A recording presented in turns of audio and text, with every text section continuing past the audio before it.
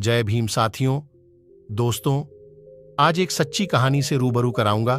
बाबा साहब की एक सच्ची कहानी जिसे सुनकर आप सोचने पर मजबूर हो जाएंगे कि एक व्यक्ति के अंदर इतना दिमाग कैसे हो सकता है, कोई महापुरुष इतना दृढ़ निश्चय वाला कैसे हो सकता है। मैं चाहूंगा आप इस वीडियो को पूरा देखिए। जब बाबा साहब पहली बार लंदन से बैरिस्टर बनकर भारत वापस लौटे, जब उन्होंने कोर्ट के अंदर, कचहरी के अंदर कदम रखा, तो कोर्ट के अंदर जितने भी वकील थे सभी ने बाबा साहब को देखकर पहचान लिया कि यह वही है जो महार जाति का व्यक्ति है और यह आज काला कोट पहनकर हमारे कचहरी के अंदर आ गया है। और बाबा साहब अंदर जाकर अपना ठीहा ढूंढने लगे। सबके पास अपना अपना ठीहा होता है। बैठने के लिए जब बाबा साहब को कोई ठिकाना नहीं मिला और बाबा साहब जब ढूंढ रहे थे, तो जो दूसरे वकील थे उन्होंने बाबा साहब को डोंट कसते हुए बोला, उस बाबा को चिढ़ाते हुए कहा, अबे वो बैरिस्टर, तुम तो बहुत पढ़े लिखे विद्वान हो, तुम्हें क्या जरूरत है कचहरी के अंदर बैठने का? तुम कहीं बाहर भी अपना ठिहा लगाओगे तो तुम्हारी दुकान चल जाएगी। लेकिन बाबा साहब ने उसकी वह स्टार्ट मारने को गलत नहीं समझा। बाबा साहब ने उनके बात को बुरा नहीं माना और मुस्कुराते हुए बोला, तुमने सही कहा। और बाबा साहब एक जगह जाकर अपना ठिहा जमाया और साफ सफाई करके वहां बैठ गए। तब बाबा साहब के पास छोटे मोटे केसे आते रहे और रोजी रोटी चलती रही। हल्का फुल्का बिजनेस बढ़ा, कारोबार बढ़ा। और उसी दौरान एक सेठ और सेठानी जिसका इकलौता बेटा था, उसको फांसी की सजा सुनाई गई थी। उस सेठ और सेठानी पूरी मुंबई में कोई ऐसा वकील नहीं छोड़ा जिसके घर वो ना गए हों। जिसके पास भी जाते और जिसको भी फाइल दिखाते, अपने बच्चे की वह मना कर देता है कि आपका बच्चा नहीं बच पाएगा, उसने बहुत पैसा खर्च कर दिया था। उस सेठ ने और सेठ वकील ढूंढता ढूंढता पूरी मुंबई को खंगालता हुआ उसी कचहरी के अंदर पहुंचा जिसके बाहर बाबा साहब बैठे थे। दलितों के मसीहा भीमराव अंबेडकर बैठे हुए थे।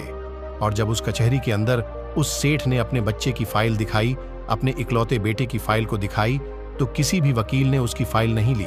सभी ने इनकार कर दिया और कहा, इसका कुछ नहीं हो सकता, तुम्हारे बच्चे को कोई नहीं बचा सकता। उस सेठ ने ऐसे ऐसे बड़े बड़े वकीलों को दिखाया जो कानून को अपना घर मानते थे, जो बोलते थे कानून तो हमारे मुट्ठी में है।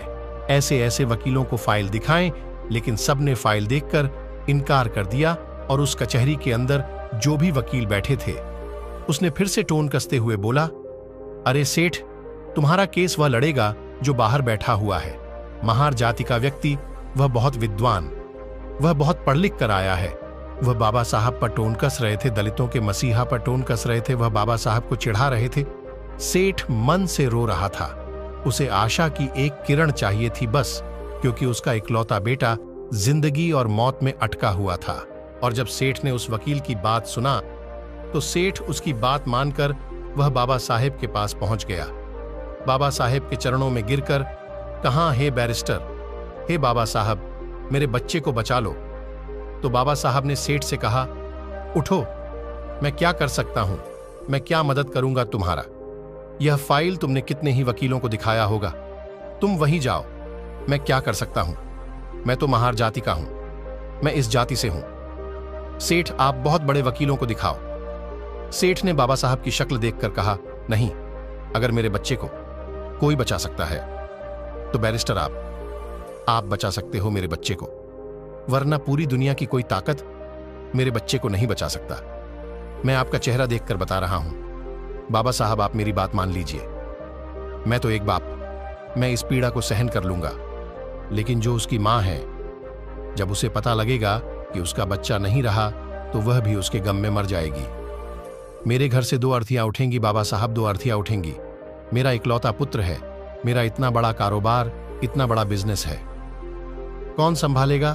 क्या करूंगा मैं इसका?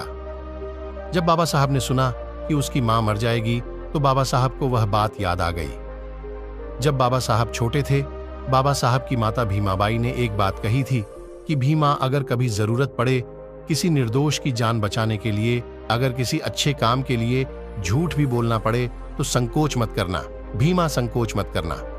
और बाबा साहब ने फाइल देखी और फाइल देखकर बोला, सेठ, ये बताओ, इससे पहले ये फाइल किसी और वकील को तो नहीं दिखाई? सेठ ने बोला, हे बैरिस्टर, ये फाइल दिखाई नहीं, मैं इस फाइल पर इतना पैसा खर्च कर दिया कि किसी की आने वाले 3 पीढ़ियां भी कमा नहीं सकती जितना मैं इस फाइल पर खर्च कर दिया है। बस आप मेरे बच्चे को बचा लीजिए। वह हाथ जोड़कर गिड़गिड़ा रहा था। बाबा साहब के चरणों में गिर रहा था। बाबा साहब के सामने हाथ जोड़कर खड़ा था।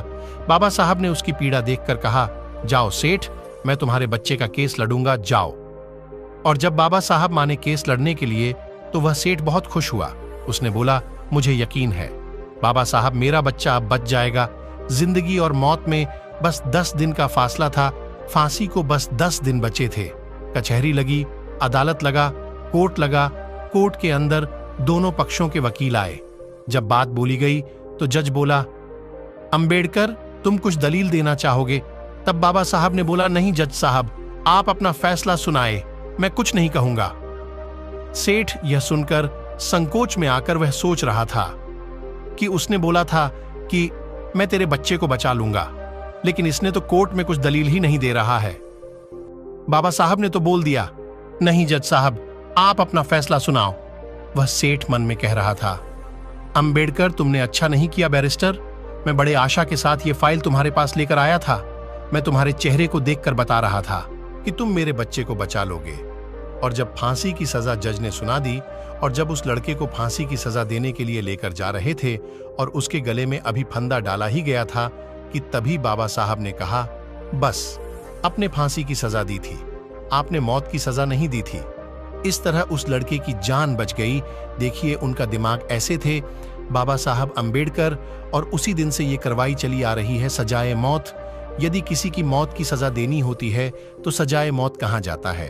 ये नहीं कहा जाता कि फांसी की सजा। बाबा साहब ने कहा, बस अपने फांसी दी थी, मौत नहीं। और ये दिमाग देखकर सभी बड़े बड़े वकील जो बाबा साहब पर टोन कसते थे, जो उन्हें नीच बताते थे, महार जाति के बताते थे, वो लोग चुप हो गए।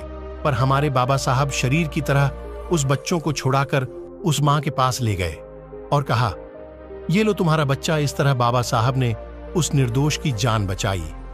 ऐसे थे बाबा साहब भीमराव अंबेडकर, और निचले जाति और महिलाओं, मजदूरों को अच्छा जीवन देने के लिए बहुत कुछ सहा है, बहुत सारे संघर्ष लड़े हैं।